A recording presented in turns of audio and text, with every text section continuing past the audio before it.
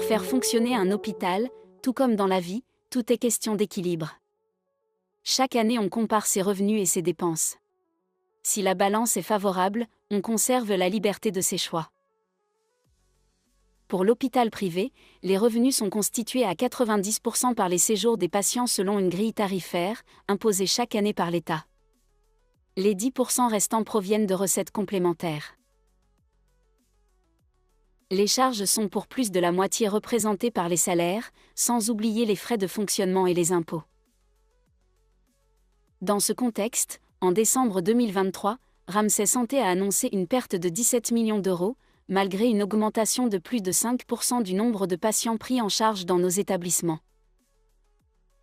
Pourquoi ? Contrairement à ses engagements, l'État n'a pas tenu compte de l'inflation de nos charges pour fixer les tarifs 2023.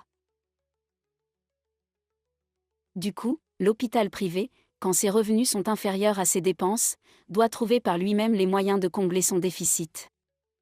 Du côté de l'hôpital public, ce sont bien nos impôts qui compensent ces pertes. Début 2024, l'État a mis en place, au profit exclusif de l'hôpital public, des revalorisations salariales et des mesures en faveur du travail de nuit et des week-ends, sans rien pour les hôpitaux privés. La grille tarifaire, annoncée fin mars dernier, sans concertation et par voie de presse, prévoyait une augmentation de 4,3% des tarifs de l'hôpital public et de seulement 0,3% pour le privé. Oui, 14 fois moins. Le risque ? Une aggravation de la situation et une prise en charge dégradée des patients sur tous les territoires.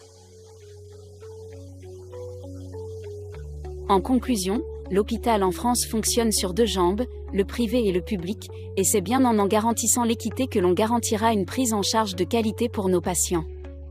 Ensemble, nous avons défendu l'accès aux soins. Merci.